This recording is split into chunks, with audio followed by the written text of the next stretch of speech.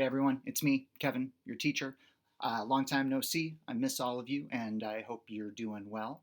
Couple things. We're going to be starting on our new unit here, and it's going to be rolling out over the next couple days or so. I'm excited about it, and we've got a lesson here for you to kind of introduce an idea that may be helpful as you do this final project. And there'll be another video where I'll go through the rubric and have a chance to answer some questions if people have those about the final project. But first, I wanted to share with you a little meme that I came across online where it shows, if you can't see, over on the top, once upon a time there was a lonely orphan. Then it shows a bunch of examples: Simba, Luke Skywalker.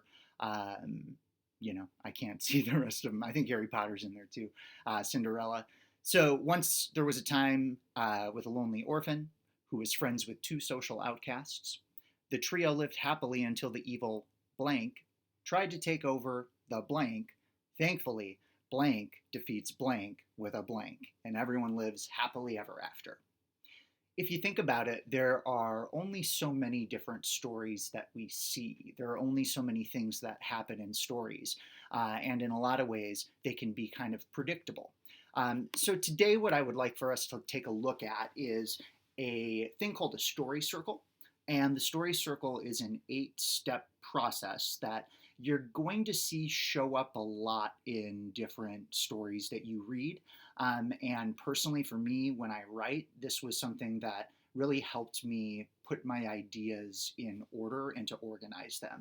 I know from some of you that you're writing and you love to write and you love to create stories, but it sounds like most people kind of have a hard time seeing how it all fits together.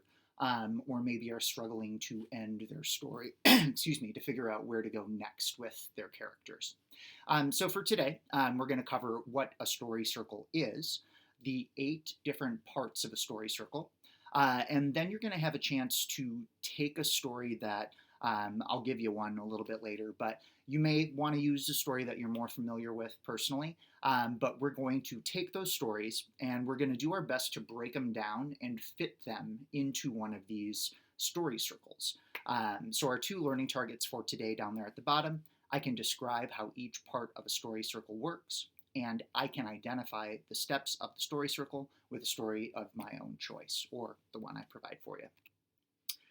So sorry for that being so small. It says here, as far as what you should come away with, I want you to be thinking about how stories often follow a predictable pattern. That means that it's something that you can guess. You know kind of what's going to happen next. My friends and family get upset with me sometimes when we're watching movies and I can kind of predict what's going to happen. I remember when I was a kid and I would watch cartoons. Sometimes, there would be a dresser with 4 drawers in it, and I would notice that like one of the drawers was a slightly different color, and then something would pop out of that drawer because the animators would color it a little bit differently to help them remember which drawer was supposed to get the action in the next drawing. So there's little signposts, little cues that you're going to pick up on to clue you into what's going to happen next in the story. So understanding those patterns too, they can help us become better readers, of course. If we're predicting what's going to happen, we're more engaged, we're thinking more deeply about the characters. But of course, it can also help us become better writers as well, since our stories can follow these same patterns. And then finally, number 3, and this is the big one for your final project that we'll be talking about, and that's that stories allow us to learn from the experiences of characters, which is really unique to us as humans. You can't necessarily give a book about being an ant to an ant and then expect it to apply those lessons to its ant life. It's just not going to happen. But humans, we don't necessarily have to experience something directly in order to learn a lesson from it. We can get that from stories, which is pretty cool. So stories allow us to learn from the experiences of characters, to learn from their choices and how they turned out for those characters, and then we can apply those lessons to our own lives. So what is a story circle? It is popularized by Dan Harmon, who is a writer. I've got a little Simpsons thing behind me. There you go. He's the creator of a show called Community, which is marginally appropriate for a sixth grade audience, and Rick and Morty, which is definitely not, but I know that many of you watch it anyway. But Dan Harmon is the creator of those shows and a writer, and he kind of adapted a bigger idea that was researched in the 1970s and a little bit earlier to answer this question, what do stories have in common? What are the chunks of a story that we see sort of over and over and over again? It's based on Joseph Campbell, a philosopher who had this idea called the hero's journey. The hero's journey itself is usually anywhere from 12 to 17 steps, and some of them get really, really specific.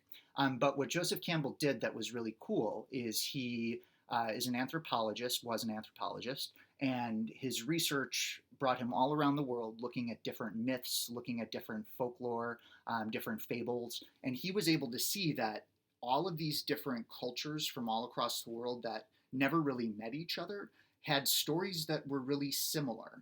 They had different things that seemed to come up in a lot of their different stories that made him think, why do all of these different cultures that are very, very different from each other and have never met one another, why are their stories so similar?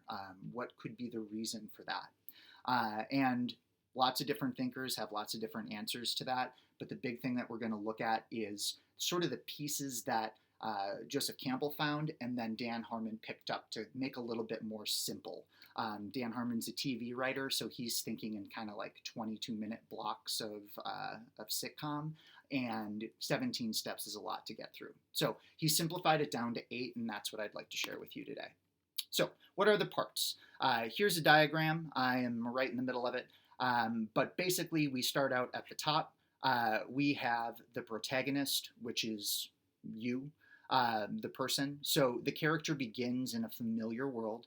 You may remember from earlier this year, that's the status quo, the way that things are at the beginning. So the character is comfortable, they're established, but 2, they need something. Something isn't right. Something needs to be changed. 3, they enter an unfamiliar situation in order to try to find what they need. 4, they're looking for it in this new world. They're searching and they adapt to what they are in. So they find themselves in an unfamiliar situation, trying to get that thing that they need, and they learn about it and they adapt to it and eventually overcome it. 5, the character gets what they want. They find the thing. They adapt it in part 4, and then they get it. They get rewarded. They take the item, but oftentimes they face some consequences for it. So maybe they have to make a sacrifice. Maybe they, lose somebody close to them. Maybe something bad happens on the way for them to find it. So think about that. So they find what they want. They take it. They pay a price for it. 7, they return home. They go back to that place of comfort. But 8, they've changed. The experience has changed them. So the story circle is a way to simplify this hero's journey. And all of these parts, when you think about it, are sort of the different parts of adventure, of also, though, kind of discovering yourself. And in a lot of ways, with what we've talked about with the brain, it's kind of similar to the process of adolescence that you're going through right now. You were in a place of comfort, childhood, but you want something. Maybe you want to be treated like an adult. Maybe you want more freedom. Maybe, I don't know, it's going to be up to you. So you go into this unfamiliar situation, maybe middle school, maybe the adult world.